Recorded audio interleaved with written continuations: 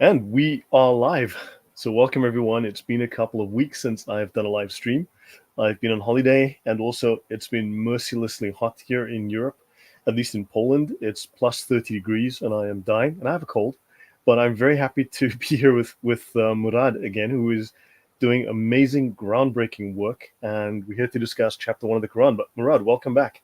Thank you for thank you for joining me. I mean, Thank you for inviting me once again. This is going to be a great show. As usual, it's better when you speak with someone who knows what he's talking about. The conversation is much better. So, great stuff. Thank you for and having me. thank you. And I am certainly talking to someone who knows what he's talking about. So yeah, no, but thank you again for coming on. It's really great to have you. So how's the traction in terms of your new Quran? Are people learning about it? Are you doing shows? Have you met with Chris? Are you planning to do a show with Chris as well? I know you did one with Adam. I have done one with Adam Seeker. It went really well. I have done one with Odon Lafontaine, which is from also the Inara group. I did not know that. Okay, Yeah, it's a very good conversation because, of course, he has his theory about the Judeo Nazarenes. I like the theory. me too. There's a lot Yeah, of credit. There's a lot of merit to it. I believe there's. He's a very smart guy. I was one of the proofreaders of his book, and I really like the theory. I think it fills a lot of holes and it's coherent. It makes sense. What were your further thoughts on that? yeah. And people, if they want, they should just go to his English channel. They will find my video with him. And I am also recording with Dr. J. Smith these same errors. So, Great. yeah, so this is what's happening, and people downloaded over 700 times the free sample, and they are shocked, and they are sending me. They are shocked from what they are reading. So good stuff. Yeah, Nice, very nice. I'm glad to hear there's this traction, and obviously you're welcome on the channel at any time if you want to promote something or talk about something, or you're always welcome. I'd be happy to try and help you and promote you. And I see Mal is in the chat, so Islamic Origins, welcome. Maybe we can bring you up later once we have an open session if time allows, Mal. Yeah, so welcome to Conatendo Al Islam. Turn my headphones up. Erwin, Bob, Andrew Martin, always welcome. Carmel, Juliet Abraham, welcome. Kyle. So yeah, everyone, good to see you all. Um, yeah, so today I wanted to talk about the word Alhamdulillah, right? Also the word Bismillah, and then of course chapter one of the Quran. I made some slides. I think it's 17 slides, and then you've got something you want to show the audience as a surprise as well, which I am surprised by. It validates something that I've been saying for some time. So your input is valuable. I mean, you are breaking new ground. Tell me, what is Jay's response to the fact that you've made these findings? So I think you are genuinely bringing something new, something truly groundbreaking to this community. yeah. He is very excited, and just the very first segment that I have recorded with him, it got over 10,000 views. Oh wow. He, yeah, he is very excited, and he is also surprised. So I think the series with him is gonna be big because, and maybe I will be recording with Al Fadi, but we still didn't. He is still giving me dates and stuff, so Yeah, it's gonna yeah. be good. Yeah, Okay, no, and I see TDK Truth Defender is in the chat. He and I will be chatting on Saturday, so I will post that tomorrow, guys. So that's at 8 p.m. my time, 2 p.m. Eastern Standard Time. So yeah, let's dive in, Murad. I've got so the first question I want to ask you is this is something I discussed with TDK in my last stream before I went on break and before the weather just went crazy here.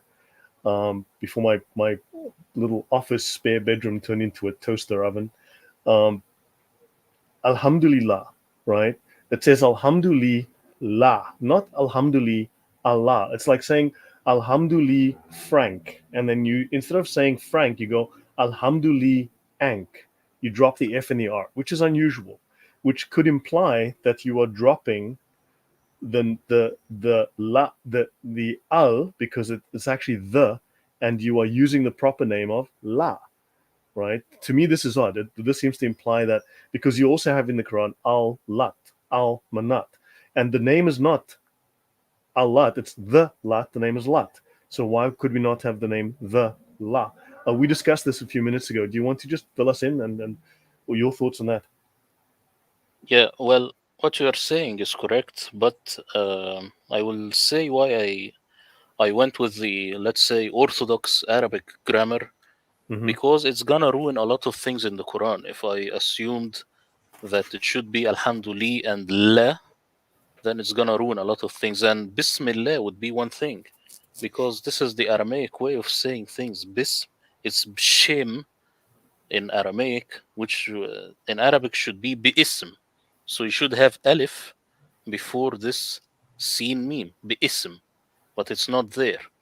So if I would have ignored the Arabic of today and Right. used your criteria, then it was gonna make the Quran crumble.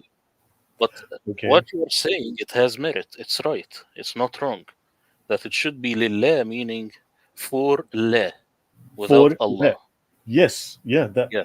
So am I correct in saying, and I say this because I've done some research, I might present some of it here, but I'm trying to educate myself on this to do future streams on this.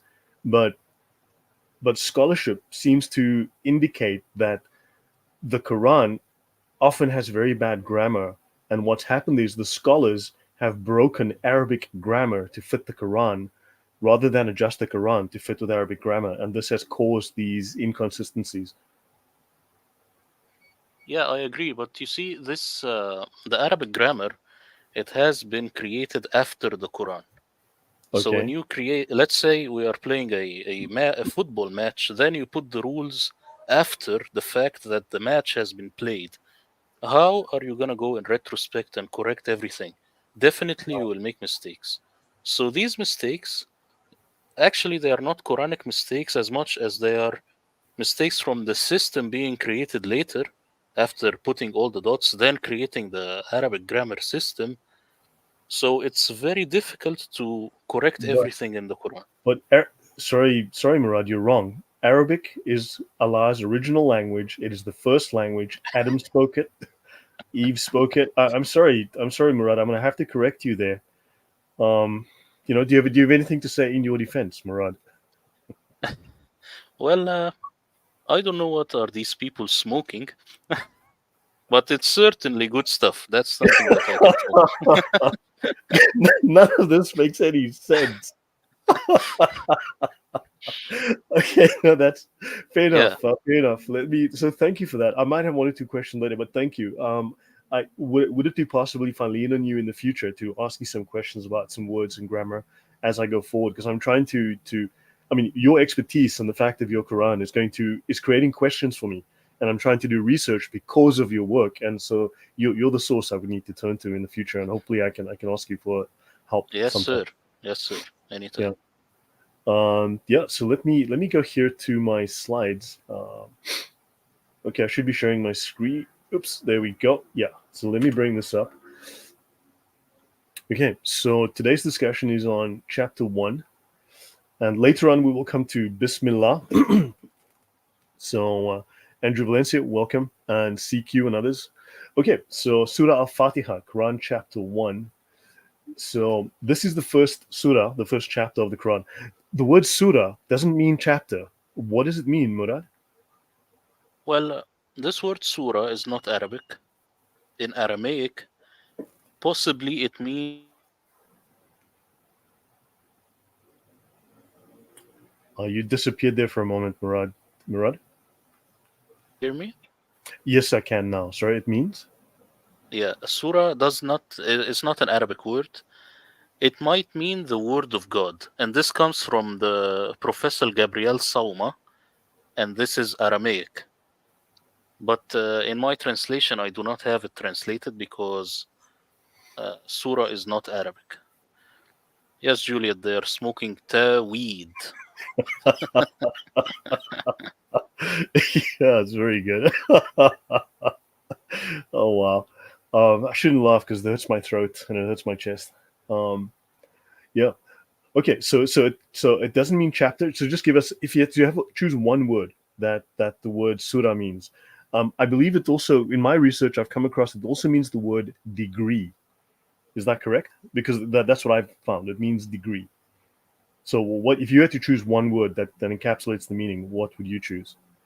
Well, remember that my research that I have done has to do with Arabic language only. So I cannot give you the best answer now as to what it means, as to what any non-Arabic word means. Hmm. This I have to do more research. But I am giving you one suggestion from Gabriel Sauma, Yeah. and he says that Surah is the word of God. This is Wow. his interpretation in Aramaic. Is this correct or not? I do not know. Okay. No, that's good. Thanks. Yeah. So yeah, if I missed that previously, I'm sorry, but I apologize for that. Yeah, but also this is something I've noticed as well, and Malice just raised it. Surah is a location in Iraq. It might refer to its origin, and I've also thought there's an odd conjunction there. Because there's a lot. The Sharia most certainly was developed for the most part, not exclusively, but largely in that part of Iraq, which I also find very unusual and unexpected. Yeah, I think Mel is referring to Surah and Pumbedita, which Correct. were in Iraq, And were those were Jewish major centers of academies. learning. Yeah, those were major centers of Arabic and Jewish learning. Yeah, so this is very possible that it comes from this place. Right. Yeah. Okay. So, in the name of Allah, the most compassionate, the most merciful, all praise is for Allah, Lord of all worlds, the most compassionate, most merciful, master of the day of judgment. You alone, in brackets, we worship, and you alone, in brackets, we ask for help. So, you we worship, and you we ask for help. Guide us to the straight path, the path of those you have blessed, not those you are displeased with or those who are astray. Now, that's the standard sort of English narrative. That's the standard English, I wouldn't say translation, but the standard English interpretation, right? And it doesn't specify who those who are astray and who those Allah is displeased with. It doesn't specify that. Yet within the Aqidah and in the Sharia, the ones that Allah is unhappy with are the Jews, and of course the ones who are astray are the Christians. Any comment on that before I go on, Murad? Yeah, in Arabic, as you see, it's very general, but I know that later interpretations they lock it just to Jews and Christians. But let me tell you that these two phrases they are in the Quran with other people, maybe also with Muslims. They go astray, also they err, they make mistakes. So just locking this to Jews and Christians is something that came in later that is not Okay, really verified by the Quran. that is interesting. That is quite interesting because it certainly becomes legislated, shall we say? It actually becomes legislated later within the Sharia, and it's part of the Aqidah as well. And it's not always stated; it's implied, but the scholars will say it somewhere explicitly. And you've got by the name of Allah Ar-Rahman, the Merciful. Now, Ar-Rahman was a name that the pre-Islamic Christians that were in Arabia would call God Yahweh, and then also they came these, shall we say, pseudo-Christian sects that created a god called Rahman, who was also monotheistic, supposedly, but modeled after the Christian god. So they were competing, but they created their own gods, often named very similarly or with very similar characteristics.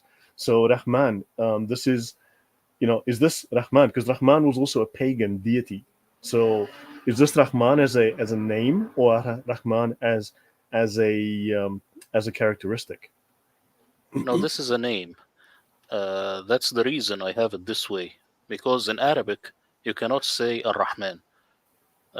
This is something that's not in the Arabic linguistics. Ar-Rahim, okay, Ar-Rahim is the merciful one.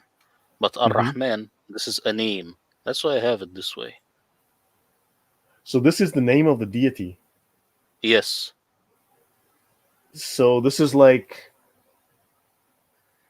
okay, that I did not expect, because that's why I have you on to ask you these questions. But Allah Ar-Rahman. So hold on, his name is the La and the Rahman. Yes, this is how it's written if we assume the Quran to be 100% Arabic. Let me just quickly remind people how I translated this word. Wow. I assumed that the Quran is 100% Arabic and that there is no Aramaic roots, there are no Hebrew roots, Ethiopic roots, anything. Let's assume it's Arabic and give it its best shot. This is what you have here with my translation. This is its best shot. Because Ar Rahman is a very weird way of saying things and it's not in the Arabic dictionary. It has no root. So this is a name Allah Ar Rahman. Two names. So, well, what is Rahman supposed to mean in Arabic? Well, what is it supposedly meaning? Well, of course, any Muslim will tell you Ar Rahman is the same as Rahim. They are the same variations. Merciful. Yeah. And they say, well, maybe as you see here in the translation you've got, they say the most compassionate, the most merciful. This is wrong. Rahim is merciful. Rahman, if it's the same, then it will be maybe like the one who is ultimately merciful. But this is an assumption that the Arabs make just to explain away that Ar-Rahman is just a name. You see? That's very weird because now I'm trying to find Rahman because Rahman was a pagan deity pre-Islam, and it was modeled on the Jewish god Yahweh or the Christian god. Something they were competing for followers, and they so Christianity became popular. So the other sects, including the Gnostics, started to copycat Christianity. Basically, that's I just You find know, that you know the pretty. word Quran, right? Yeah, yeah. Quran is the same as Rahman. These words are not Arabic. These are not Arabic. These are just names. That's why you have to put it this way if you will assume the Quran to be Arabic when you translate into English. So You this is a know, name. wow. You know, Murad, I'm amazed. We're on the first sentence, and already I have learned so much, and I realize how little I know.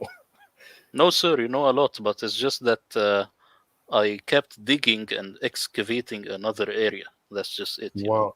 I mean, but you're just sending me back to the books now. You know what I'm saying? You're sending me back to square one. I've got to go do some reading now. This means more homework for me. You know, I've got to go back to school. Wow.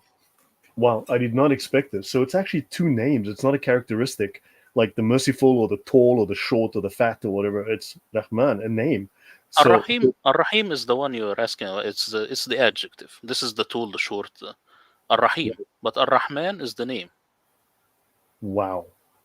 That is crazy. So Allah has a name. I thought he was the nameless God.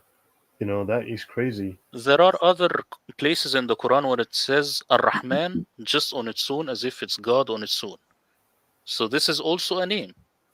So I have it as Ar-Rahman everywhere in the Quran. Wow.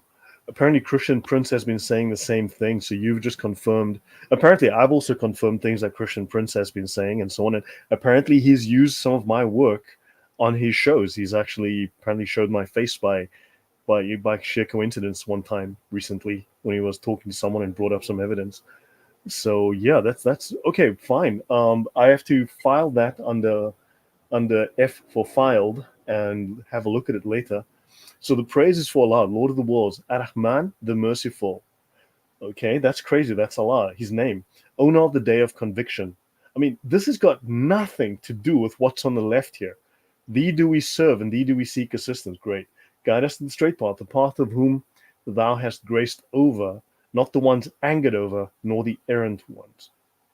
I mean, there are some differences here in interpretation, right? So clearly, owner of the day of conviction. I mean, that, yeah. Any final thoughts on this? Just so that I just lay the groundwork and say, look, this is verse one. Anything that we should take from this? Yeah, just about the word Yawm ad-Din. Conviction is when you are, let's say someone robbed something, then he is convicted. This is the meaning of the word here. Legal conviction. Yes. So when they say judgment, they are being fraudulent in a sense. Because when you Mhm. judge someone, maybe he will be innocent, maybe he will be uh, convicted. But it's So in only negative. It's only negative. so in their in the so in so the emphasis for them is that at the end times you're going to be convicted of a crime. The judge is going to convict you of crime. Yes, and remember the Quran uses the word crime, it uses the word guilt. It uses words that are somewhat legal. It doesn't So use it's not a biblical moral terms. thing; it's a legal thing. So that's correct. So Islam doesn't have morality; it has law. Yes, that's why most Quran translations they use biblical language, which is wrong. They use the word sin; it doesn't exist in the Quran. They use immorality; it doesn't Wow. exist in the Quran. You The know, Quran Murad. uses other words. Yeah. Look, honestly, you are turning everything that I thought I knew, and I think for everyone else who's listening to you, you are turning everything on its head. You are making us go back to square one. We're having to look at this all from the beginning. It's incredible. I mean, it's like I don't know what to think again. You've got me so by surprise. Okay, yeah, let's move on then. So, okay, now no Quran readings are apparently Qurayshi. Now, the reason this is important is that apparently Muhammad, his family came from the Quraysh tribe. They were the ones who were in leadership and control over Mecca and the Kaaba, right? And then, of course, the Hadith state that when in doubt, write the Quran in the Qurayshi dialect. So we should have Qurans that were sent to the major centers, and we don't have those Uthmani Qurans, unfortunately. But also, the Quran should be in this language of the Qurayshi dialect. So this is from Marijn van Putten. When the third caliph, Uthman bin Affan, tasked the committee led by Zayd ibn Thabit to write the official Mus'haf, he is said to have told them, write it in the language of the Quraysh, for it has been revealed in their tongue. Okay, so the Quran was revealed in the Qurayshi tongue or the Qurayshi dialect. Take your pick. This seems incompatible with the canonical readings. Any thoughts on that before I go to the next slide, Murad? Yeah, I agree that this Qurayshi dialect, I think it's a myth. It doesn't exist. So there Okay, is that's great. nothing called it. Yeah, exactly. Yeah. Excellent. He goes on to say, while today there are 10 accepted canonical readings, or 4 extra, making 14 or 42 if you add whatever. Okay, while today there are 10 accepted canonical readings with 2 transmissions each, which can differ quite significantly in their linguistic details, not a single one agrees with the universally agreed upon linguistic features of Hijazi, or more specifically, Qurayshi Arabic. Now that leads back to something Mal very wisely said earlier. We seem to have the Quran developed, at least in its later form, in the 7th and 8th centuries, 9th centuries. It developed in Iraq largely, and it's got this linguistic influence from the north, from Syria, Syriac, Aramaic, right? It's got Hebrew details. It's got, and then later on you've got Syriac, Aramaic, and so on. And but none of it is Qurayshi. So if the Quran came from the Quraysh, why is it absolutely positively not in Qurayshi dialect? Are your thoughts on that? Well, I have a problem with Quraysh just to begin with. I All right. cannot find this tribe. I cannot find their writings. I cannot find anything about them. So just the word Qurayshi dialect is a problem. So I don't know why they stick with this. We have to find Quraysh first. We have to establish that they existed first. All right. In in the right place or even in the wrong place, just find these people first. Then we know what the dialect is. And how can you write a dialect? This is something that's strange also. A dialect is usually spoken. So it's Yeah, the and whole the thing Arabic is, had not developed as a written language at that point in time as well.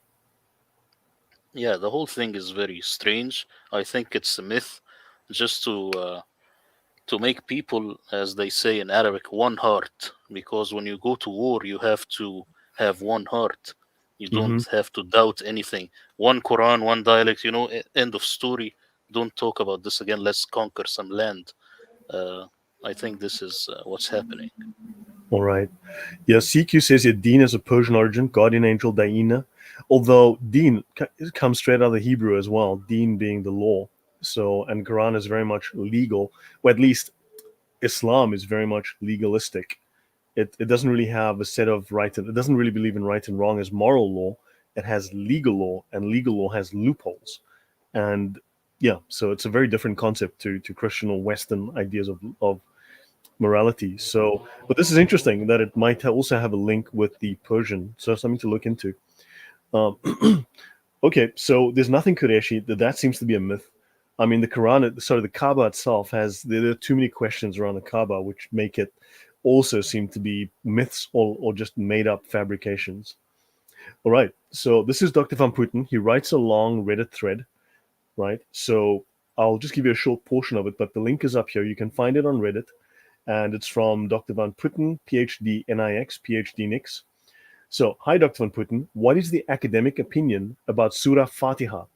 Did the Mu'mins of the 600s, because at the time the Muslims were called the Mu'mineen, right? The Mu'mineen, they were not yet Muslims. That appellation came in the 7th, 8th centuries or 8th century, and that came from the second dynasty, I believe. So, the second Muslim dynasty. So, Mu'mineen comes out of the Hebrew, which is the idea of the the the ha-menim. The ha-menim are those who are cursed, who are pagans, effectively speaking. So they seem to have embraced the idea that they are heretics. Call it heretics. Let's use a simple term.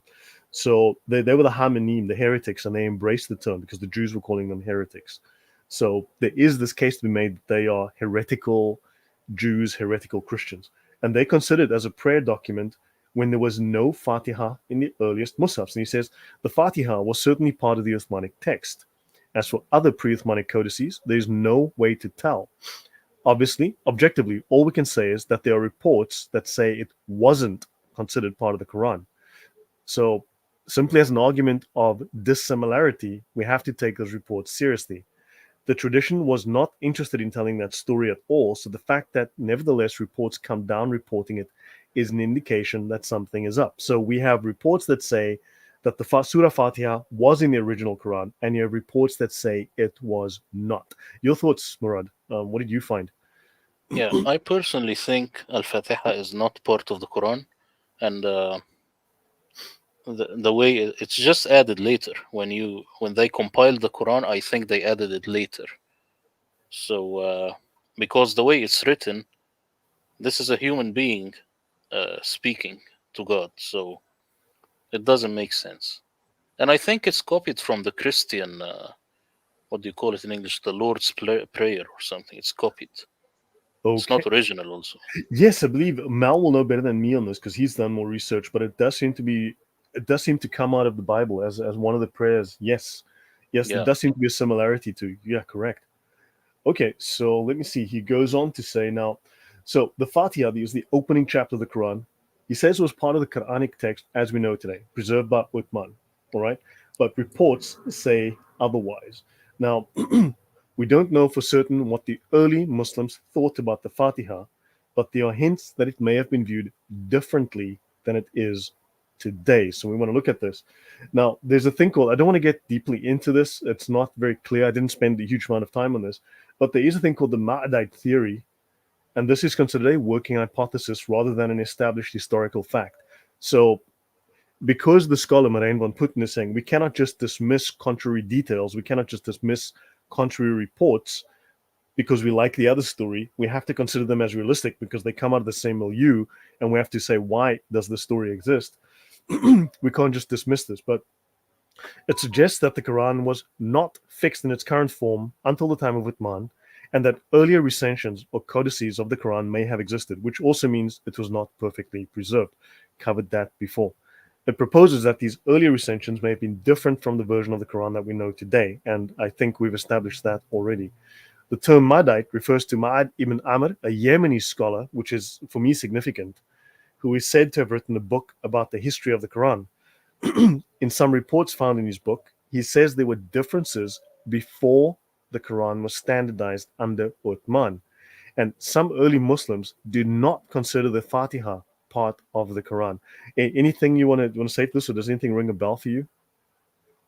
Well, I know some hadith that says that Al Fatiha was not part of the Quran, and some supposed companions of the Prophet, one was said to scratch it out with his nail.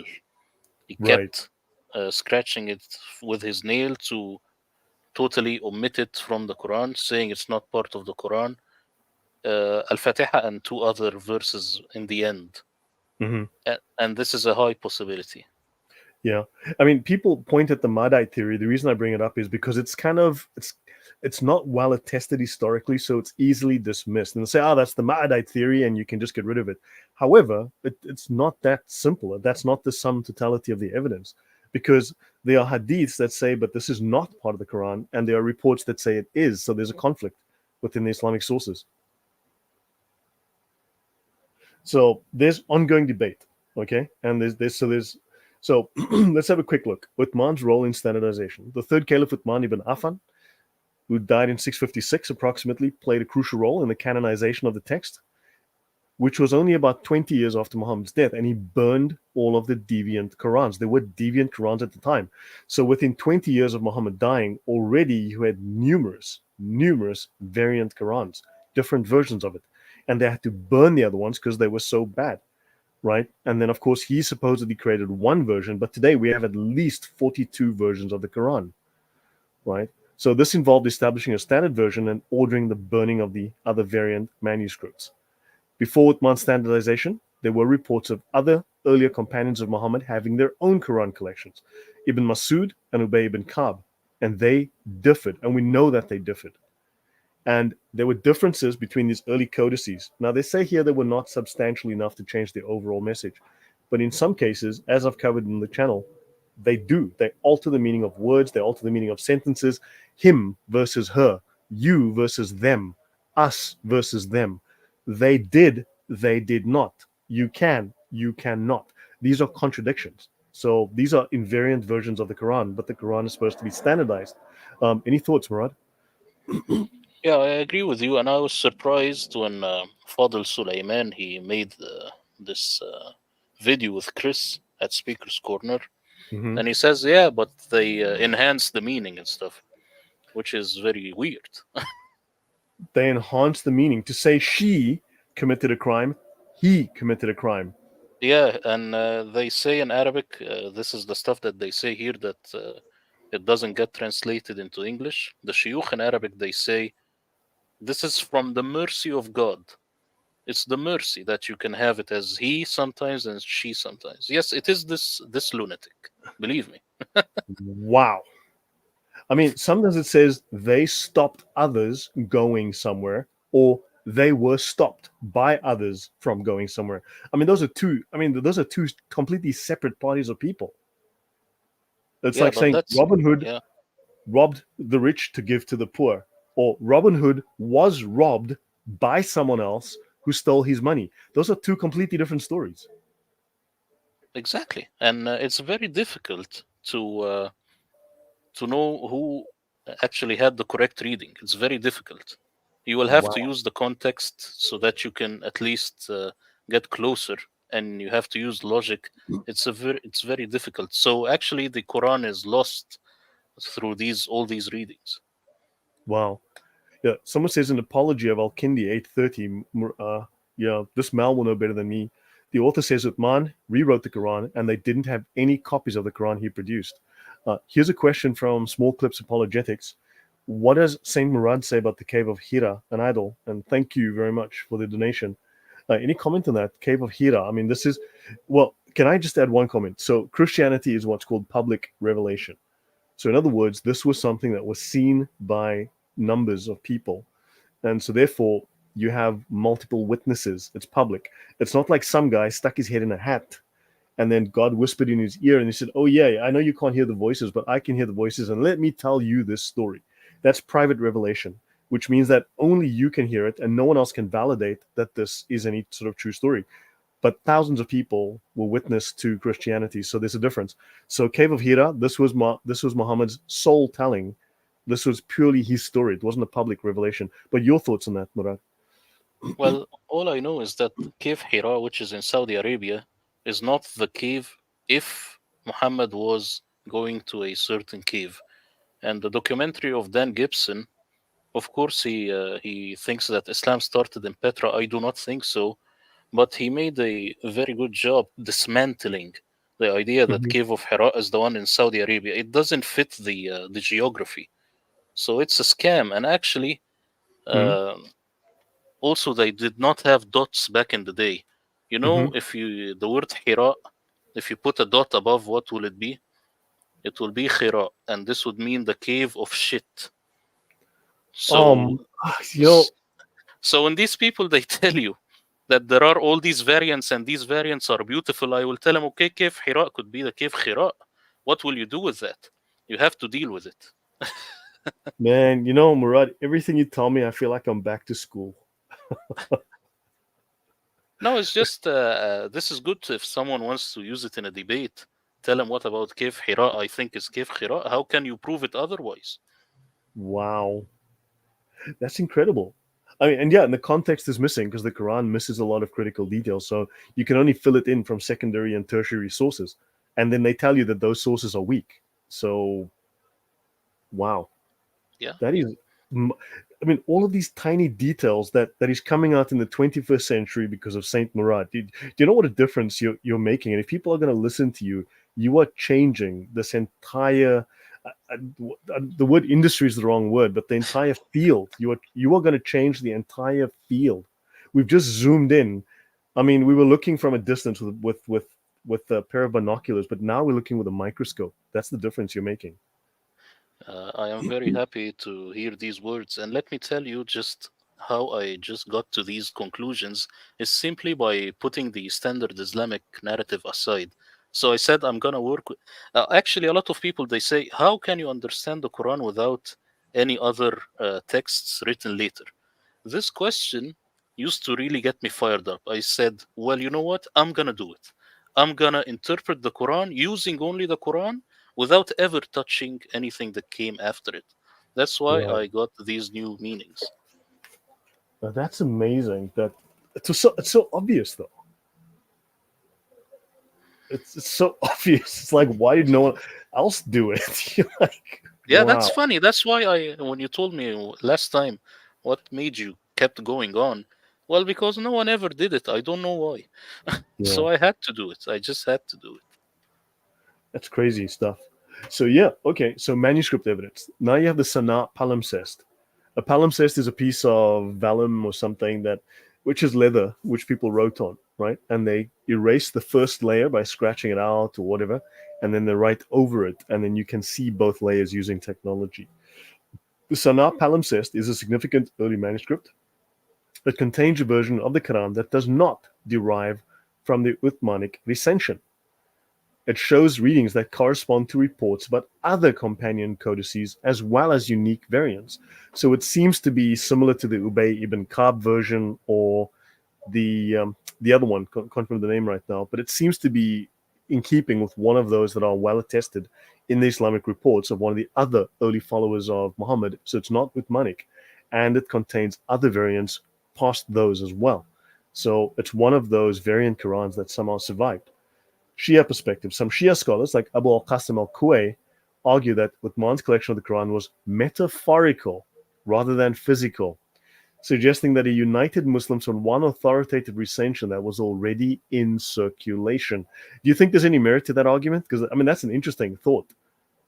Yeah, it's kind of close to what I was telling you. Is that you have an empire and you have a religion that has to make the empire stick together like glue.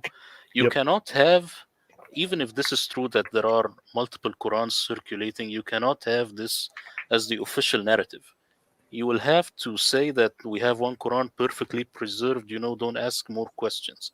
But let me tell you that Shia perspective, you also have to take it with a little bit of doubt because Mhm. they hated the guts of any of the companions of Muhammad. So, so you can say that this is a hostile source one way or another. This is All right. important. Okay, now understood. Yeah, and I'm aware of that. But yeah, but thanks for reminding the audience about that and reinforcing that point and clarifying that point. But yeah, there are these differences we need to bear in mind. But it's good to get their perspective sometimes because we don't always look at that perspective. Okay, I need to skip over that slide. Okay, now the word call or the word say. Say what? Okay, now the opening. Now you can tell me later if I'm wrong. Okay, because the word cool might mean, I don't know. It might mean toilet for all I know. The opening chapter of the Quran, Surah Fatiha, has a prayer-like tone, with language that appears to be an appeal to Allah for guidance and praise. It raises the question of how a chapter that sounds like a prayer can be part of the Quran, which is considered to be the verbatim words of Allah. Who is Allah praying to? Does that make sense? Yeah, the word "qul" it means say. There is no problem with that. So yeah, Okay. It is problematic to assume that Allah is praising himself and asking for guidance from himself, as this would simply imply self referential contradictions. So, why would Allah start with a prayer to himself if it's the word of Allah to other people? Oh, you're fine. A more plausible interpretation is that the language of Surah Fatiha is spoken by Muhammad rather than Allah, which suggests that the chapter is not part of the divine word but the human words of the Prophet, obviously implying later addition. The absence of the word "kol," say at the beginning of Surah Fatiha, creates confusion about the authorship of the chapter. In other surahs, the word "kol," such as in Surah 112 verse 1 and Surah 109 verse 1, highlights its significance in clarifying the role of the speaker. So it's present in some verses and it's missing in others, and it causes confusion. So we come to a guy called Ali Dashti, and he notes that the content of Surah Fatiha, consisting of praise, homage, and supplication to Allah, is characteristic of human language, not divine language. So he says it is unlikely that Allah would use language that addresses himself in the third person, as seen in phrases such as the Lord of the worlds and Master of the Judgment Day, because this is clearly third person references by someone to any comment on that, Murad? Yeah, Al Fatiha, it's definitely by a human, but I am more inclined to think that this is the believer's way of saying things, not Muhammad. So if you take the theory of Odon LaFontaine, this could be the warriors who are going to Jerusalem. This is the way how they start the prayer. Mm-hmm. So, but no big difference here because we are talking about a human being. Al Fatiha, definitely a human being is speaking, is praying to God. Okay, so that's yeah. Interesting. TDK says that is why he keeps using we and us. There are many Allah, and Allah is praying to another Allah. Like yeah. So this is Ali Dashni, and he goes. He wrote in the book called 23 Years, a study of the prophetic career of Muhammad. Here's the link, guys, 1400years.com, right? 23 years, en.pdf. You can download the book, it's freely available. 23 years, that's Ali Dashti on the left, the book's here on the right. And he tells us these words cannot be God's words from their content, or I should say Allah's words. I hate when they use the word God because they're trying to imply a false connection to Yahweh. But from their content, it is clear that they are the Prophet Muhammad's words because they consist of praise to Allah, homage to Allah, and supplication for Allah's help, unless Allah is asking Allah for help. In which case, maybe when Jesus asks Allah for, when Jesus asks God, when Jesus prays to God, and Muslims go, well, you see, why is God praying to God? That's irrational. We can go, okay, so in Surah Fatiha, why is Allah praying to Allah for Allah's help and guidance? Yeah, that sounds a lot like the same story you're trying to tell us about the Trinity. Maybe Allah is like a schizophrenic, multiple personality guy as well. So Allah Himself would not say, praise to God, the Lord of the worlds, the compassionate, the merciful, the master of the judgment day, because then He's praising Himself in very much a narcissistic individual. Any comment, Murad? No, sir, carry on.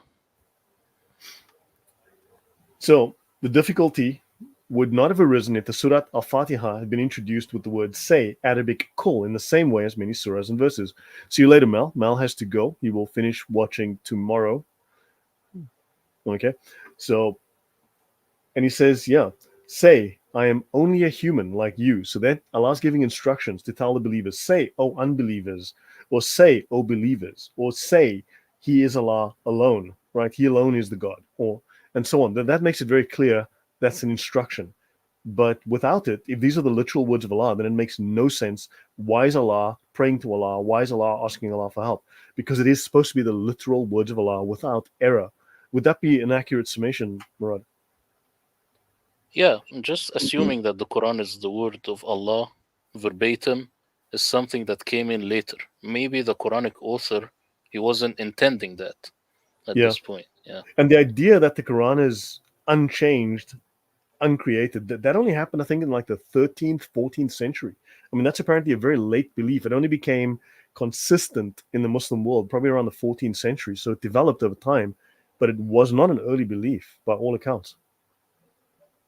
Yeah, and it comes from having too many variations. When you are fed up with too many variations, then you say, well, you know what? It's only one, and shut up. Don't talk about this again. That's what they have done. Fair enough.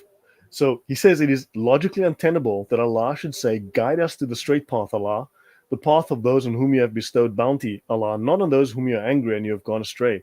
Yeah, so inclusion of kul would have resolved this issue by clearly showing that Allah is commanding the believers to recite a specific prayer. Dashti then concludes that the absence of the word kul makes it logically untenable for Allah to be the author of Surah Fatiha. Therefore, it is a human composition, specifically the words of Muhammad, whoever Muhammad was. He says here, scholars tell him that more than 100 Quranic aberrations from the normal rules and structure of Arabic have been identified, more than 100. Needless to say, the commentators have to find explanations and justifications of these irregularities.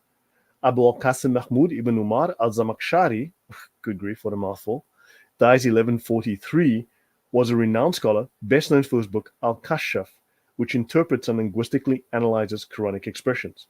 The Revealer, written 12th century, considered one of the most important tafsir or Quranic commentary works. He's known for deep linguistic analysis of the Quran, focuses on the richness of the Arabic language and the use of figurative speech in conveying meaning. His approach is heavily focused on grammar, syntax, and semantics. He believed that interpreting the Quran required a deep knowledge of Arabic linguistics, which I think you comply with, right? Or you agree with, Murad. Yeah, the Quran is a very weird book, let me tell you that. Mm-hmm. That's why no Arabic person can fully understand it, and of course, I do not fully understand it myself. It's very weird for me. I do not use Okay. the words which are in the Quran. I had to put the effort and create this concordance so that I can illuminate some words. So it's very weird, very difficult. It's not the usual Arabic book. Yeah. So yeah, it's just very unusual. I mean, I'd love to learn more about how it's weird, and hopefully we can in the future discuss some more. But just what makes it, because now we finally have a basis for comparison and discussion. So continuing. So while Al-Kashaf was widely respected and used as a primary source by many scholars, it is criticized for including the Tazalite philosophical views in its interpretations. Not going to go there now. Let's deal with that another time. Dashti notes that many scholars have pointed out irregularities in the Quran, but their opinions were often ignored or suppressed. Mahmud al-Zamakhshari, respected scholar, right, was a commentator and philologist who strongly criticized the tendency to manipulate Arabic grammar to conform to the Quranic text.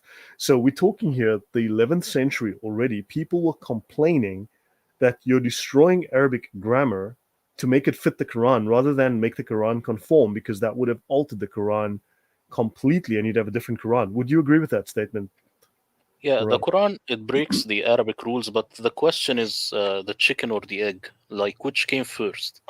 Okay. Of course, Muslims, they assume that the Quran is perfect. The Arabic also was perfect, and the Quran used its rules. This is a huge problem because then the Quran would really fail in Arabic grammar. It has a lot of mistakes in Arabic grammar. Let me tell you just a very quick story. Mm-hmm. Baudon Lafontaine told me about. There is a scholar called Sami Deeb, and in some point at his life, he gave Moroccan students who were Arabic speakers, he gave them an exam. And in one example, he added a sentence from the Quran, which had a grammatical mistake. He told them, correct these mistakes, and they corrected them. And then by the end, he told them, you know what? You have corrected the Quran. And they went berserk. They told him, no, Mm-hmm. this is wrong. Give us back our papers. Uh, you are a Christian, you are a fool, and all of this stuff. But let me tell you, why am I telling you this story? Just to tell you that it's clear, very clear, that the Quran breaks all Arabic grammatical rules. And also, when they translate into English, they act as if they were correct in the Arabic. So they do not translate the grammatical errors. Of course, they act as if they were not there. I need to correct you, Murad. The Quran is written in perfect Arabic. And Arabic is the first language, it's Allah's own language. So, therefore, there's no way your story can be true. Again, we are smoking weed.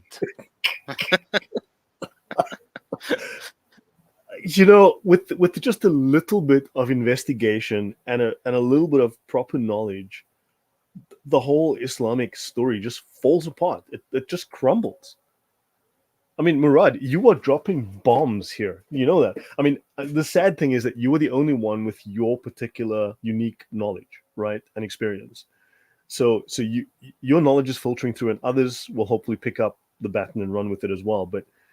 But you are dropping bombs here that I think some of us don't appreciate because we just don't have your level of knowledge. But really, this each one of these is like dropping a bomb down a mine shaft, and like Hamas is down the mine shaft, and you are just dropping nuclear weapons down these things, and it's crazy because each one of them shatters the foundations of a lot of assumptions and a lot of beliefs and things we had assumed. We didn't even investigate those assumptions. Yeah, just let me tell you quickly that people do not know that I'm just an amateur. I'm just a YouTube content creator, and I just investigate. I like to dig deep into stuff. Hmm. So that's really what's happening. So having an amateur do this work means that these people who are in academia, they should be at least fired. I They are not agree. doing their work.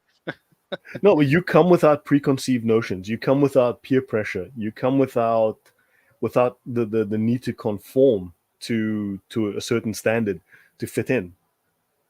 I mean, you come Exactly. with a clean plate, with an empty cup.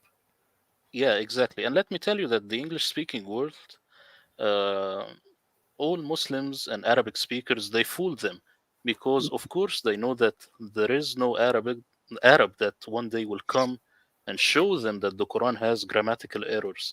I think only Rob Christian does that. He hits this nail, Rob Christian.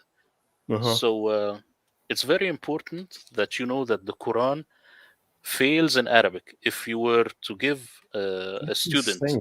That's insane. these, yeah, it has a lot of grammatical errors.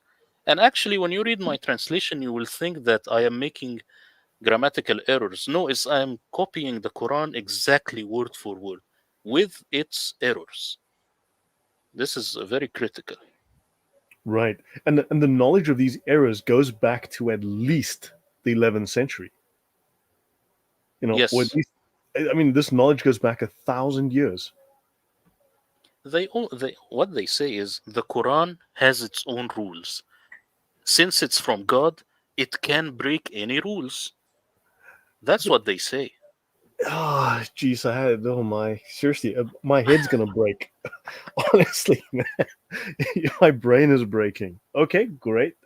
Let's Yeah. continue. So, a Moorish author. Now, unfortunately, we don't have the specific details. This is Ali Dashti's book. I've tried to find who the author is he refers to here, and I have not been able to locate that yet. A Moorish author wrote about Al Zamakhshari's approach, stating that instead of adapting the Quran to Arabic grammar, one should adapt Arabic grammar to the Quran, which is obviously what they've done. Right? They've bent and twisted history, fact, logic, and science to the Quran. This grammar obsessed pedant has committed a shocking error. Our task is not to make the readings conform to Arabic grammar, but to take the whole of the Quran as it is and make Arabic grammar conform to the Quran.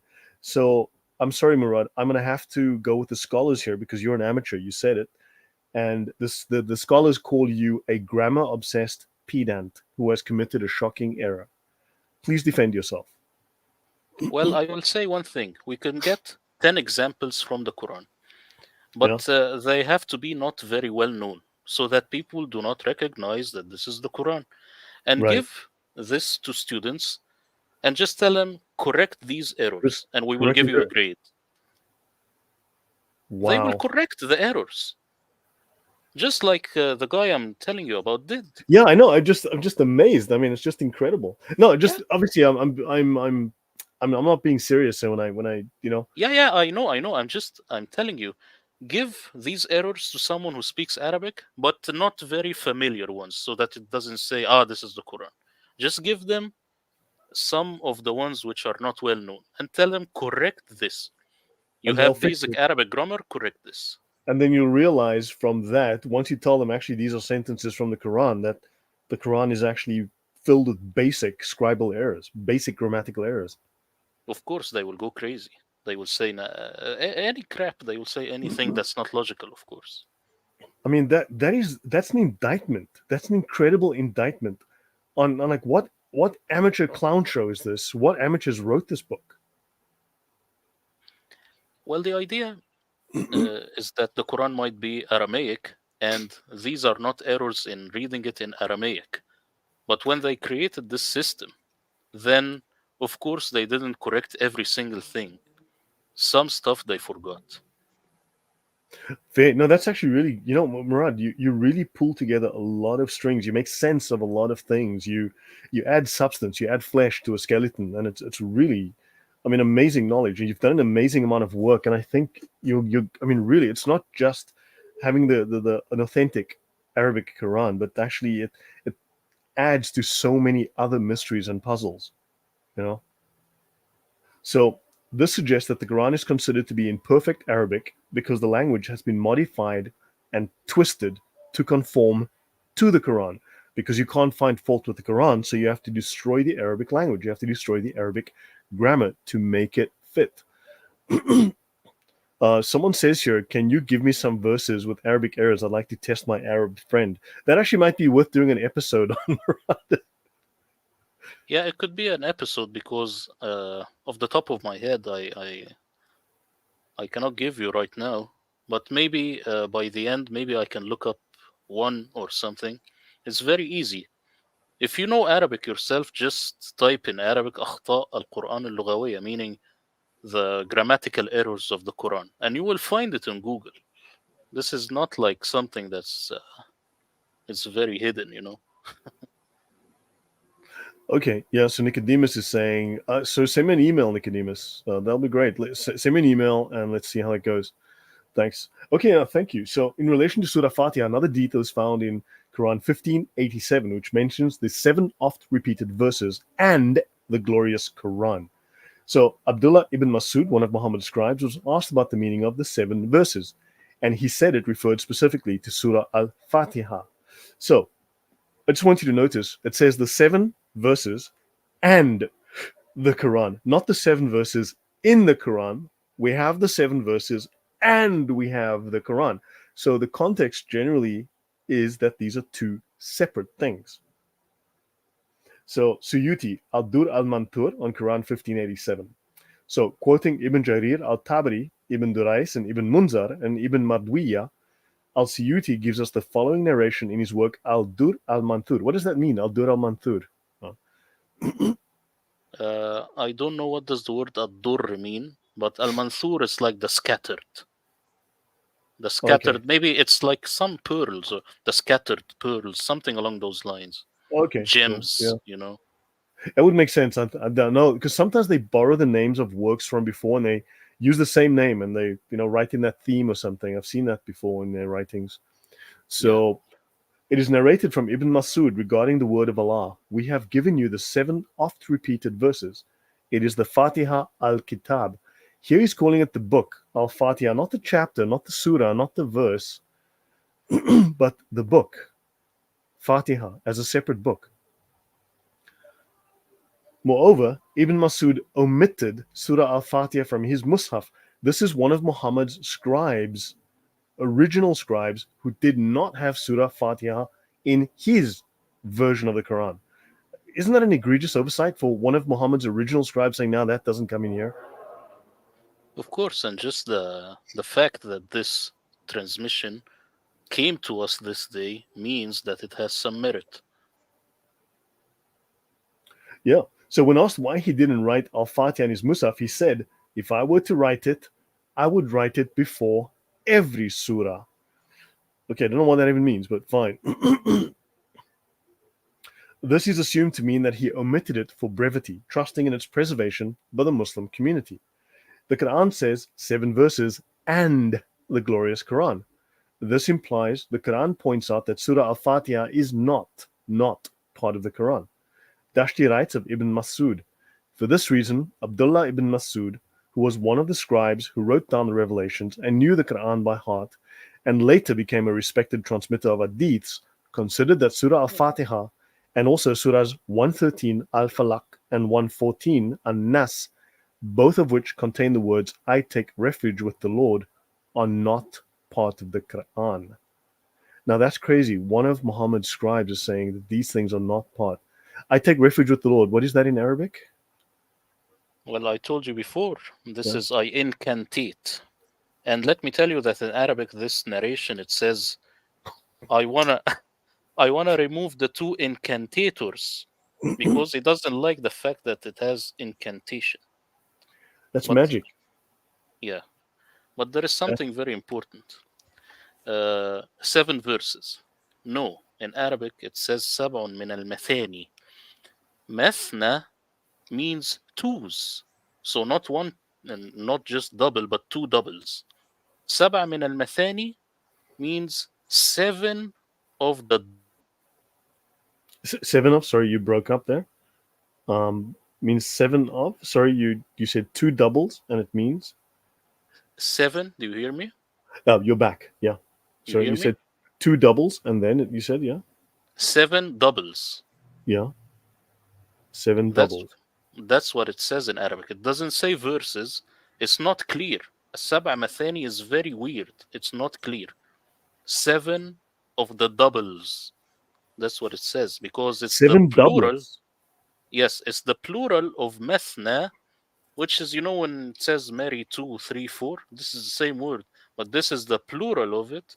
Methani is the plural of methna. So just saying Um. 7 verses is an assumption. Someone says 7 pairs. Yeah, Uh, 7 pairs, you could say it this way. okay, hold on. You know what? You just made me think of something. I don't know much about this topic. I'm just give me a second. I'm just going to bring this over. This is Gabriel Saeed Reynolds, right? And he speaks of what he calls Quranic doublets. Now, it's a pity that Mal's not here. Else we could have brought him up for this. But Mal has spoken about doublets in I don't know. He's mentioned rhyming doublets in the Hebrew scriptures in the Mishnah. This idea of Ah, rhyming doublets, couplets, and Gabriel Said Reynolds is one of the top researchers in this field, one of the top scholars. He says, "What might doublets in the Quran tell us about the origin of the text?"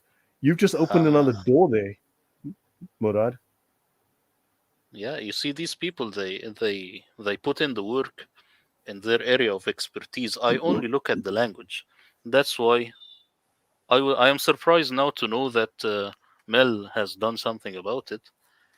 So yeah, this is what it's saying. It doesn't say verse at all.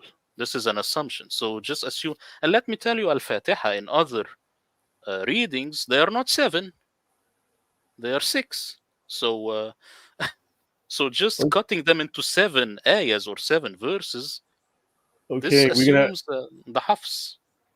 Sorry, my brain has imploded. I can't take anymore. I mean, even I was hoping we could just believe the standard narrative so I could sleep easy at night. But Murad, you're ruining my. I thought we could trust the Muslim Dawa Gandists, and now No, you are.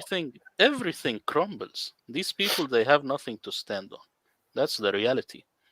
I'm in pain now, that, because it means I've got to go back and start over. I've got to listen to this video now. You know that. That's 46 minutes of my life I will never get back.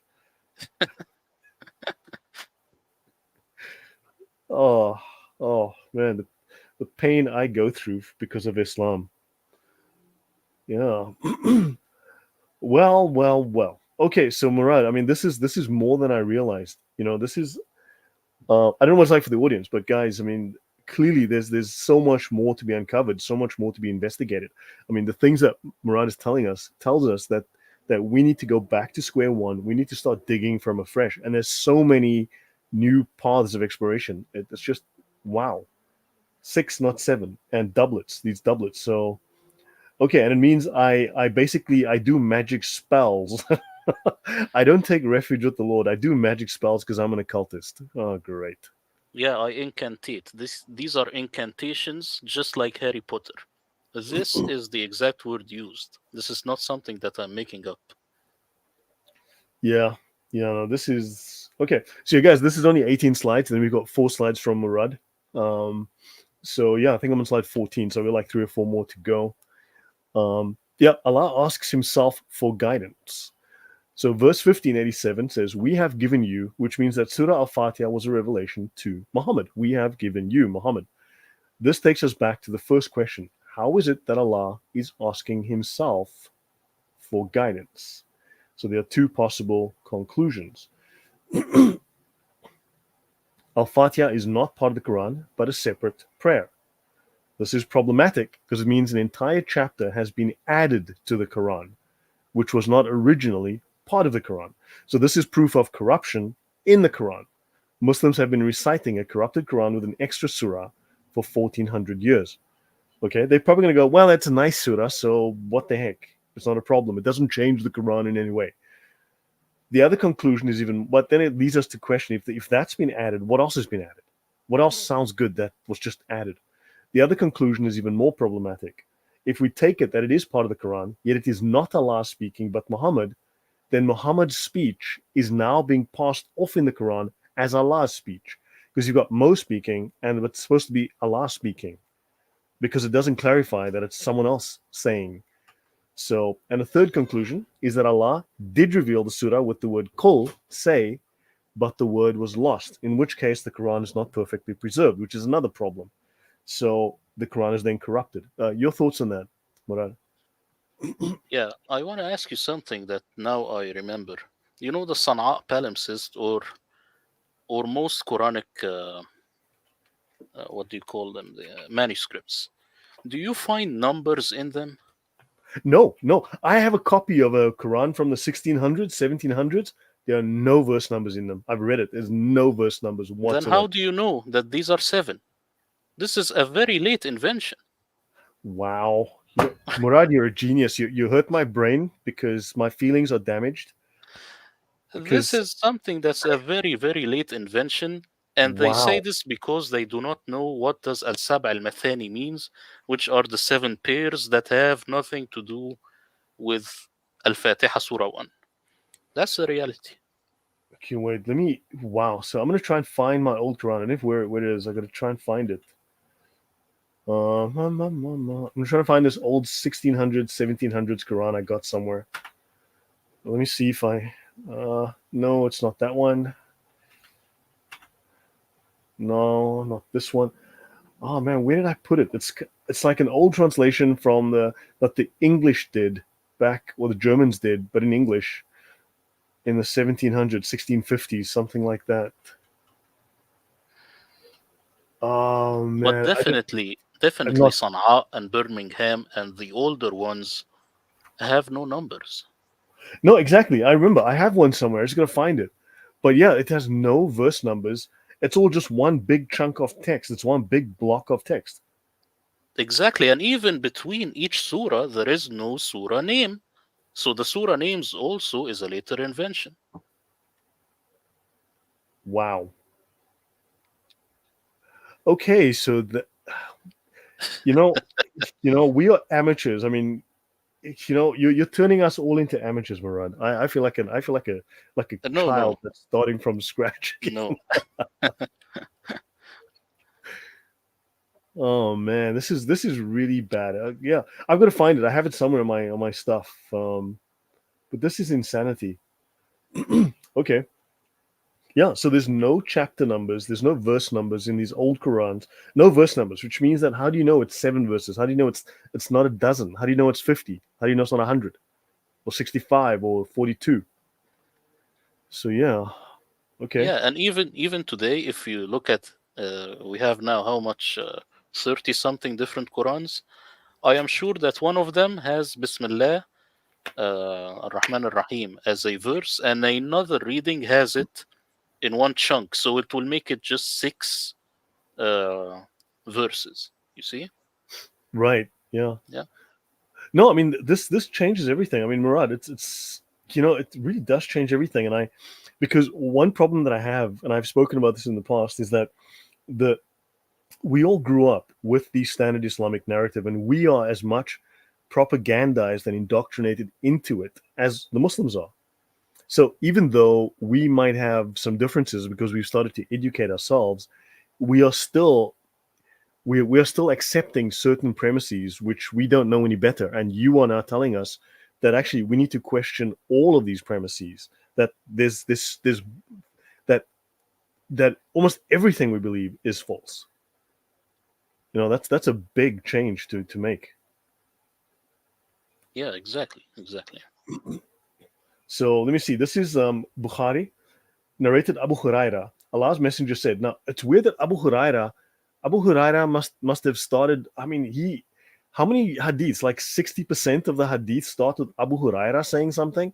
I mean, this guy was a busy little man, right? Yeah, and I think there are hadith saying that this guy, he used to fabricate hadith to eat because he was starving. So, Uh-huh. but it's something that maybe someone knows this hadith. He could put it in the chat. Okay, so yeah, because this guy, I mean he's like Mr. Hadith, right? He's like almost all the hadiths start with Abu Huraira said. It's like, okay. The substance of the Quran is the seven oft repeated verses, Al Mataini, and it's the great Quran. So this is the substance of the Quran. Okay, that's all fine and well.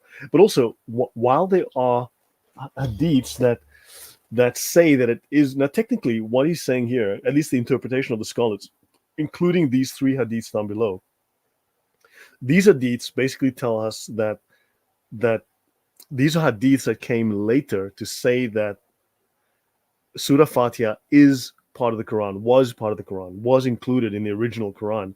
But there's also evidence that says the opposite. So they've created these hadiths or to to try to shore up that narrative. Any thoughts on that, Quran? On this Yeah, whole Quran narrative, Murad? yeah. I want to comment about the word They say substance. Is mother. So it Yes. says al Quran, meaning the very core of the Quran. And this is deeper than just saying the substance. This is Mm-hmm. the very core of the Quran. And again, we are assuming oft repeated verses. No, السبع مثاني are the seven pairs. I don't know what does But this there's mean. only but there's seven of them. There can't be seven pairs. How can it be seven pairs if it's just seven of them? It's seven individuals. Yeah, exactly. So this alone, just looking at the Arabic, makes the whole Fatiha thing crumbles. I mean, so in the sentence, let's assume there are seven sentences in the Fatiha, right? Yeah. Are the sentences written in a way that they rhyme? So the first half is like one side of the pair, and the last half of the word of the sentence is the second half of the pair. Could that be possible? Well, then to make it like three pairs, it will again crumble because it will be 3.5 pairs because each one you will have to break in two, and it doesn't really rhyme the way you would like it to rhyme. Okay, so it doesn't work. That doesn't fit. I'm just trying to give them the benefit of the doubt here. No, no. Okay, and I just want to mention. So this is Robert Kerr. So yeah, this is my last slide. I think I don't know. Yeah, this is my last slide. So Aramaisms in the Quran and their significance from Robert Kerr, who Mal has met. So originally published, blah blah blah, blah blah blah, yada yada yada. Just so we know.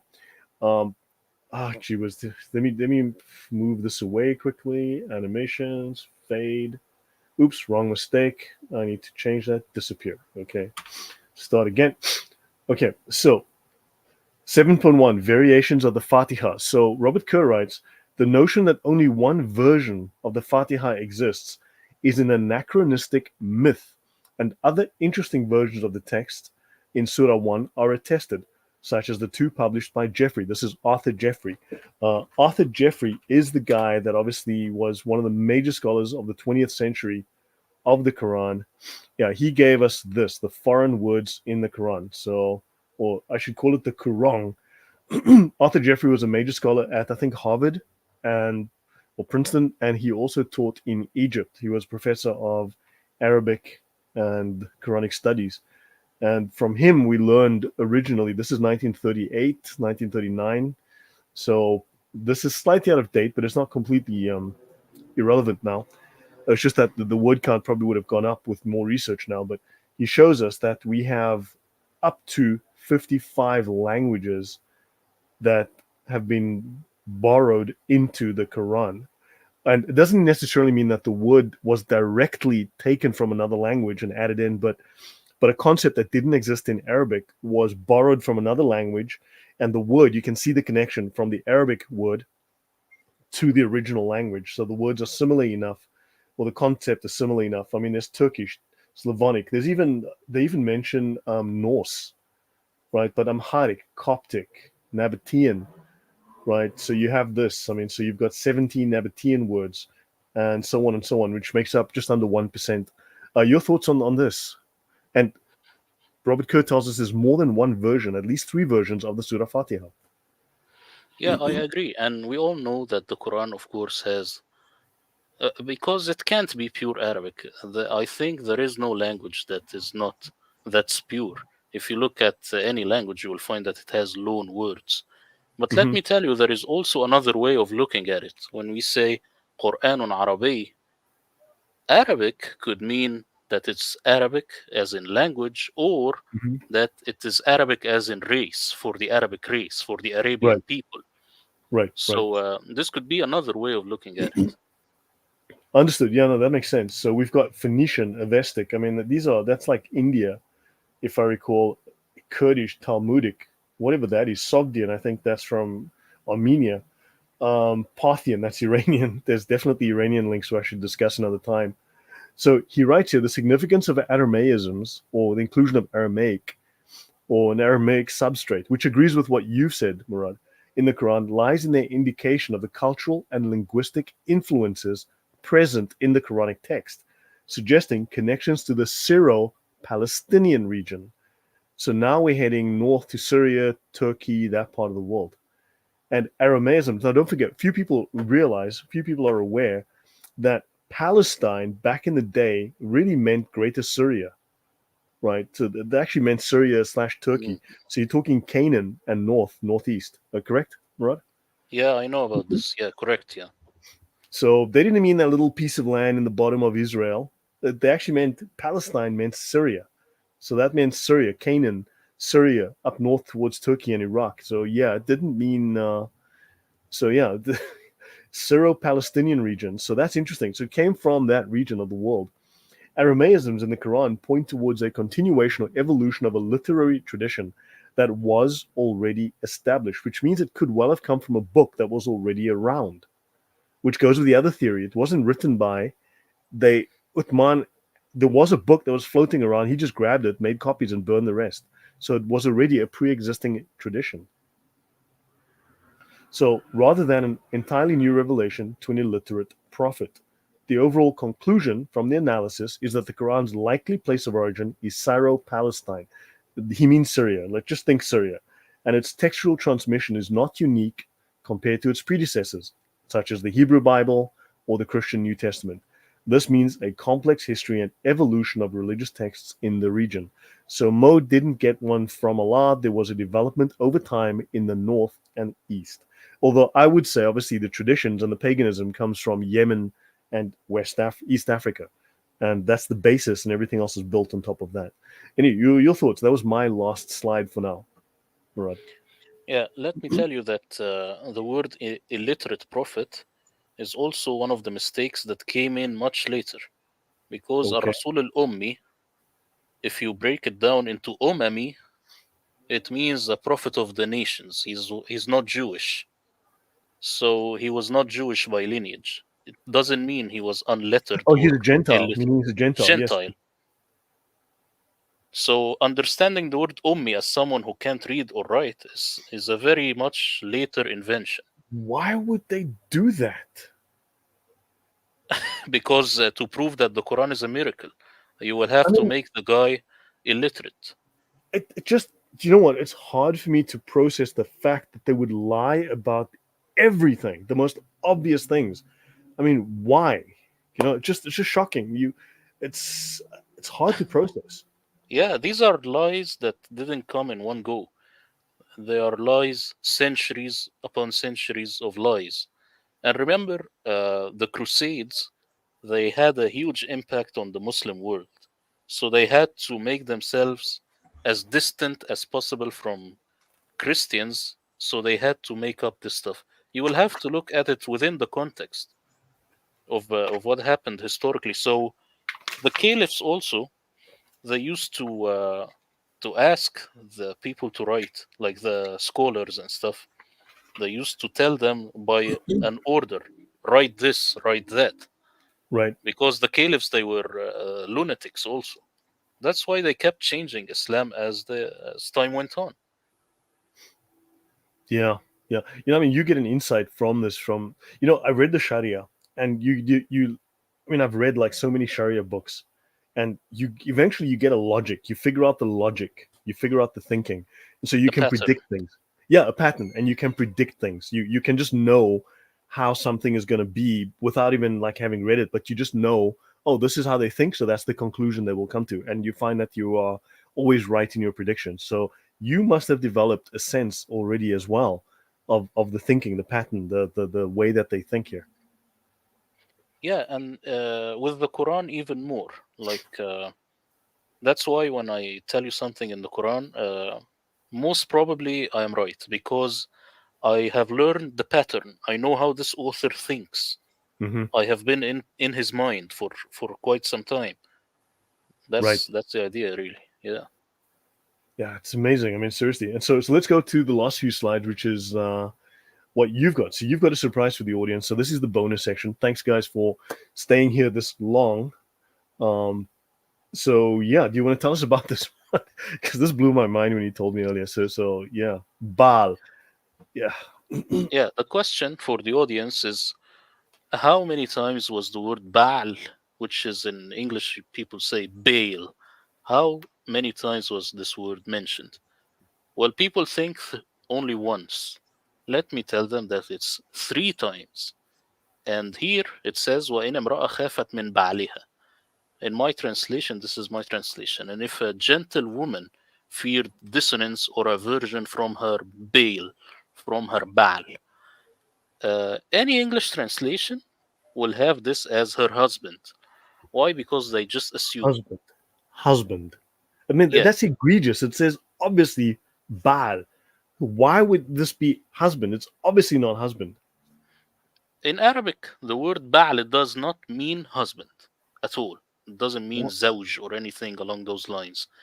Here is it's just saying Baal, which that's what the Quran is saying. It's a proper name. So this is So it's one a of the proper name. surprises. It's not an adjective. This No, that's why I have it in capital. As you it's not see, a it's title. Baal. It's No, it's Baal, and it's written the very same way as in the last example, which I will show you. okay. As Ar So Rahman, remember Ar Rahman? This is the same issue. that's insane. I mean, the problem is you've got to reset. You've got to literally reset, and then you've got to go. Okay, you've got to start at zero, and then you've got to. Well, what does this mean? You've got to figure out from scratch the context and the meaning and the source. Because why is it a proper name rather than a? Because look, Baal can mean lord, owner, master, right? Your boss. It could mean your boss, right? In a sense. Yeah, But technically, it's the name of a.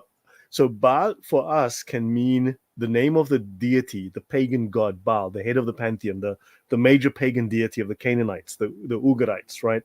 So this was the major enemy of the Canaanites who had their god Baal, and then the Jews had Jehovah, right? Okay, fine.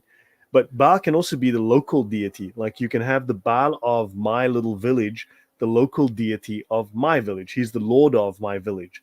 But then Baal then is just a general term, the lord of, the master of, the deity of, the little god of, rather than Baal himself, right? So I it can have these understand what contexts. you're Yeah. saying, and I think uh, meaning her Lord is more appropriate. Hmm. But with one exception, is that you have to throw Arabic in the garbage because this is not Arabic. Baal is not Lord or her Yeah. master in Arabic. This is It's Aramaic and Canaanite. Hebrew. It's Ugaritic Canaanite. It comes from Yes, before, long before. that's the idea. That's very critical. If you want to say the Quran is 100% Arabic, then this is her Baal, the one you see in the picture. What does Baal mean in Arabic? It has no meaning. It's just this name for this deity, Baal, the one you see in the picture. This is what you will get from the dictionary.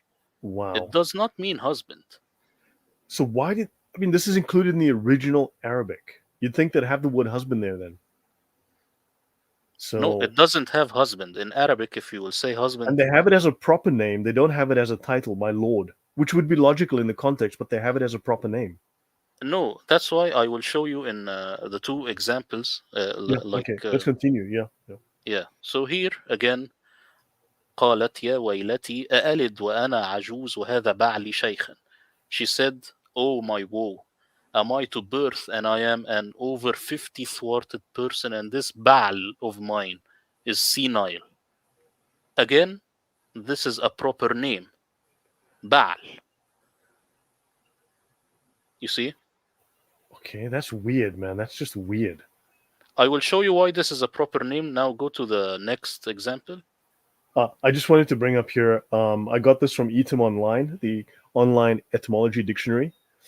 Ba, name of Semitic solar deity worshipped by Phoenicians and Carthaginians, as well as the Ugaritic tribes and the Canaanites, with much license and sensuality. So, yeah, a little bit of a sexual deity with loose morals.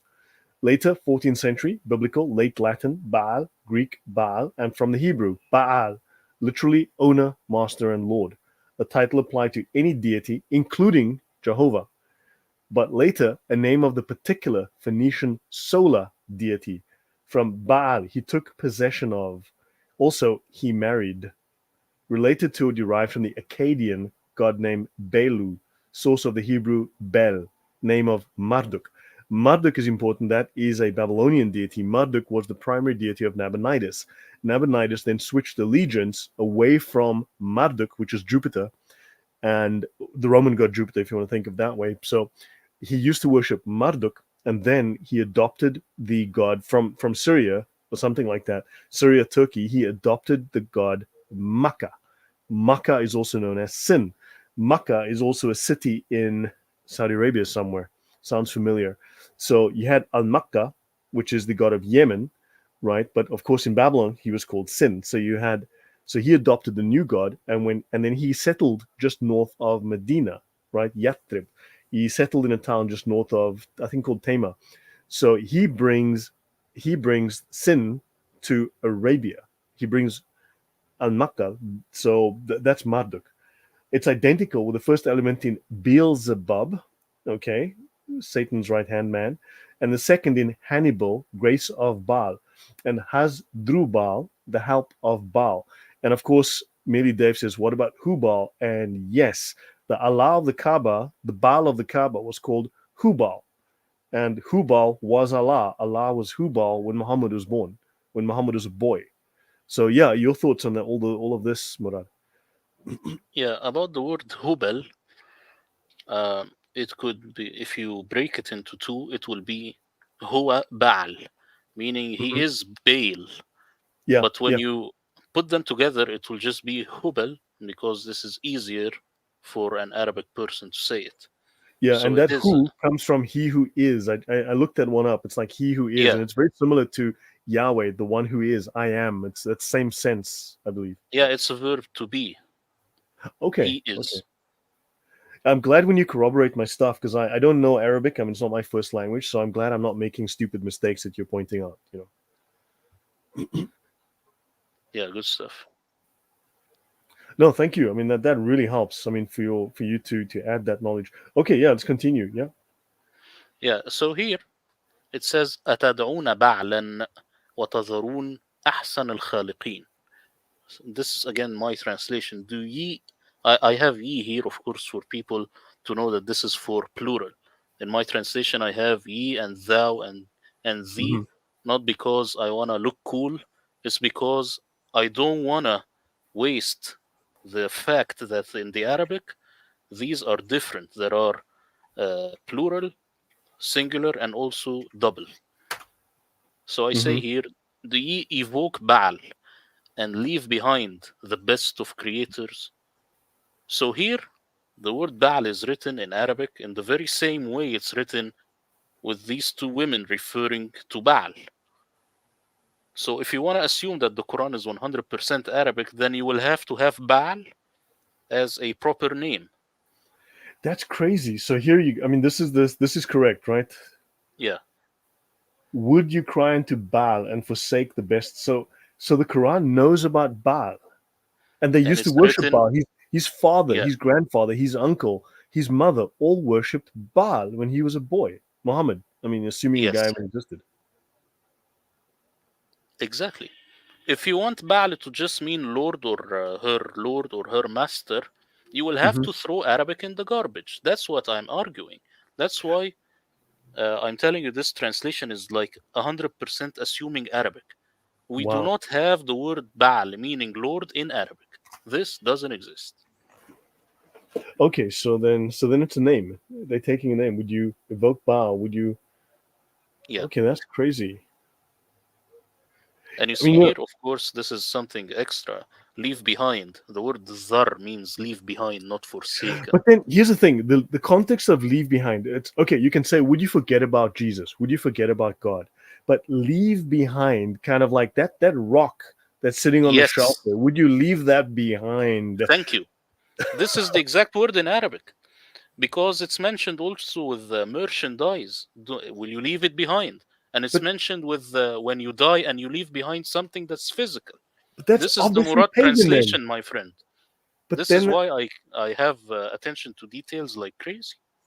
but Murad, that explicitly, if not stated, it implies that Allah then is a rock. Yes. And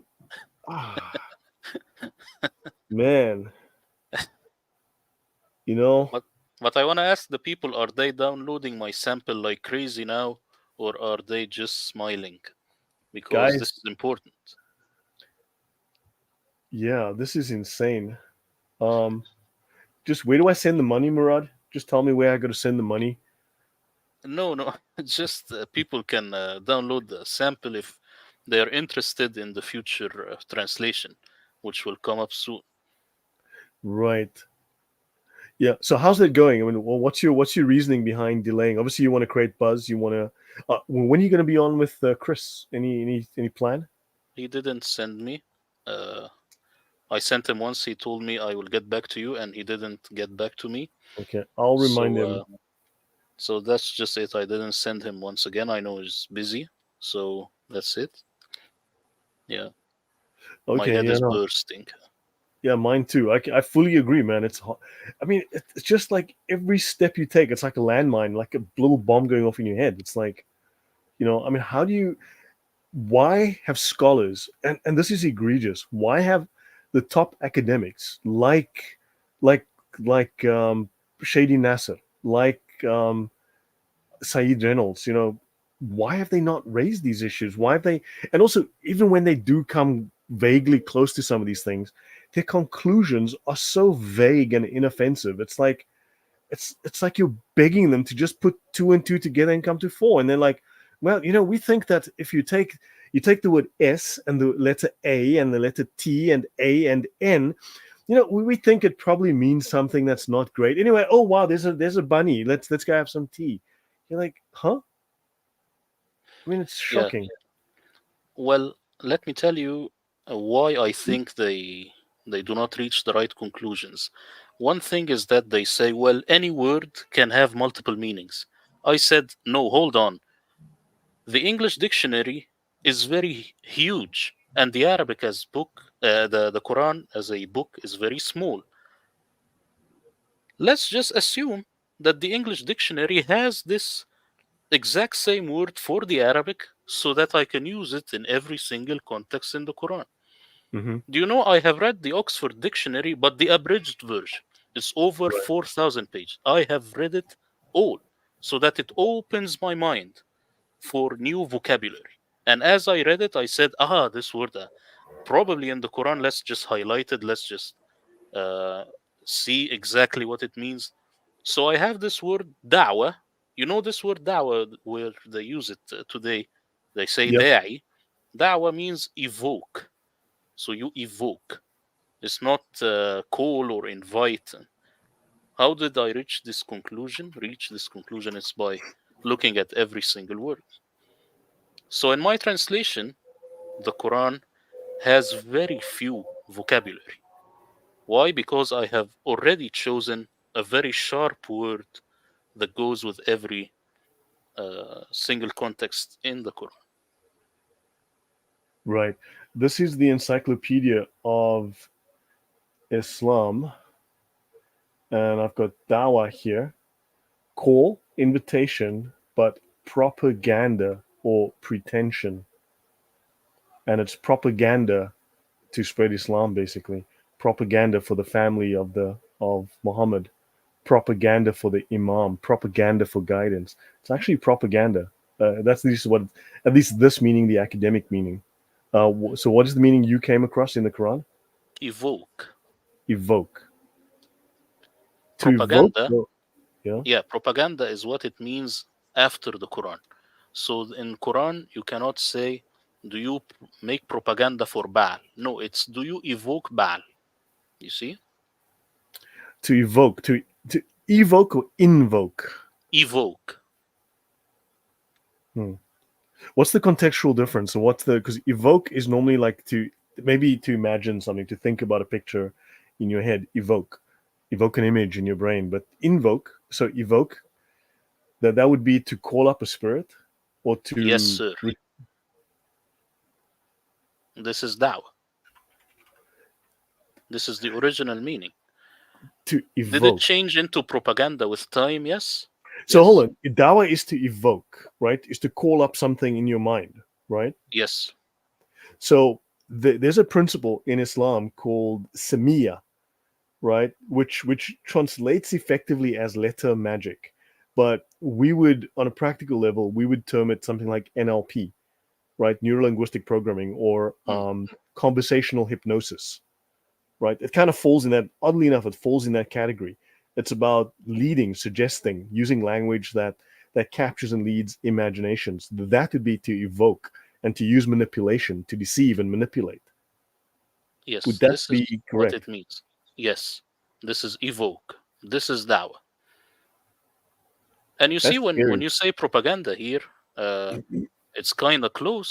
When you do propaganda, you are using NLP, you're using all this stuff. So it morphed into something even further. But da'wah just on its own is calling on spirits and stuff. Wow, scary. That is frightening.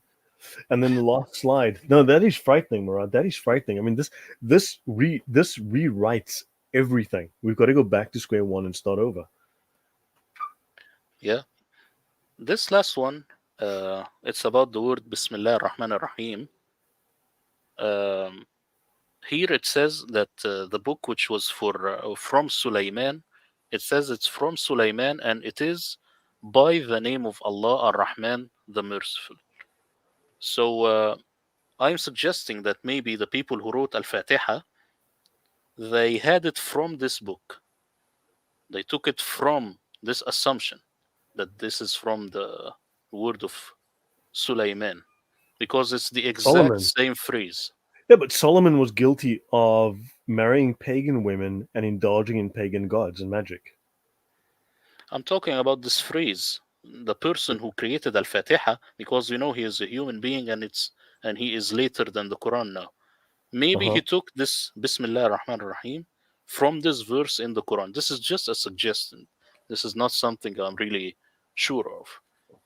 I'm just telling you that this is very interesting, that Ah, this is word for word in, what is in Surah Fatiha? Yeah. yeah, the very first sentence. So it could be an exegesis of Surah 27, verse 30. Maybe, and maybe it's they assumed that it started like this one with Sulaiman, and that's why I don't have in the name of Allah. This is a Christian obsession. They are obsessed with saying in the name of Jesus and stuff. It's Right. by the name of Allah because it's written by Him here, as you can see. Mm-hmm. Very important. And he has a name, Ar Rahman. It's actually his name. That is Yes, insane. I did not know that. I mean, like, seriously, how many years have we gone without knowing that's his actual name? Wow. That is crazy stuff. I mean, this. Okay, so this could have a link to Surah Fatiha. And yes, this exact phrase, this exact sentence which you see here, is the very first sentence in Surah 1. okay, So that's the only link we have. So that's something to think about. The sort is there a link between the two because they're exact phrasing. Okay, that's Yeah, interesting. Yeah. So that's it from me though. That's it from me. Yeah, that's man, my mind is blown. I have to go back and think about all of this now because you've put a completely new perspective on all of this, and I think just for the audience, I think many people had their minds blown as well. It just shows how we've been deceived, all of us. yeah. This all comes from the standard Islamic narrative, which comes from the Ottomans. So this is as late as the Ottomans, and maybe they were playing with this stuff during World War One. You do not have manuscripts for Bukhari which are early. You get the complete Bukhari by like the 18th century, and this is from a Moroccan scholar. That He's is, looking at Sahih al Bukhari, I'm and so imagine this sorry, is Murad. Bukhari. Bukhari is that comes from the ninth century. It's like just 10 minutes after Mo died, they were that's solid Sahih. And you know, actually, even about Sahih Bukhari, people they think it means that the hadith is correct. No, it means that the chain of narration is correct. So it's talking just about the chain of narration. This is they assume to be correct. Yeah, not the But matan. It's the isnad. Yeah. yeah, and just the word isnad, if you look at it, it means to isnad is like to make a foundation. It means that something is crumbling already. This is the word isnad. Oh If you're my. gonna fall, I'm gonna do isnad for you. I'm gonna just put my hands so that you don't fall. It means that something is already falling. Yeah. And also, apparently, Bukhari, I mean, his transmitters who passed on his work, he had a couple of students. One of them had a folio written by Bukhari, which only had chapter headings and no hadiths. So someone apparently filled in the pages because they just had chapter titles, and then someone filled in hadiths in the blank pages. And then also between his two reciters, there are differences in their hadiths. And in fact, there are variations, just like there are variations in the Quran. There's variations in Bukhari's hadiths as well. So even there, you've got these divergent variations. Even in Yeah. Bukhari, the same problem with the Quran exists with Bukhari. And my question is Bukhari talking just about the Prophet of Islam? Then why do we have the story of the she monkey being stoned? Why? This is not about Muhammad anyway at all. So these weird stories are stuff that was being written at that time and they were added. So as you see, maybe Bukhari just wrote one That's page, then the books keep getting fatter as the centuries go by. that's because you didn't read it in the original Arabic. You're reading it in later Arabic, But you because sorry, Murad, and it's like you are too obsessed with grammar. You need to think about the feeling, the you need to feel the Holy Spirit coming down upon you like a fire. Yeah, and evoke Baal.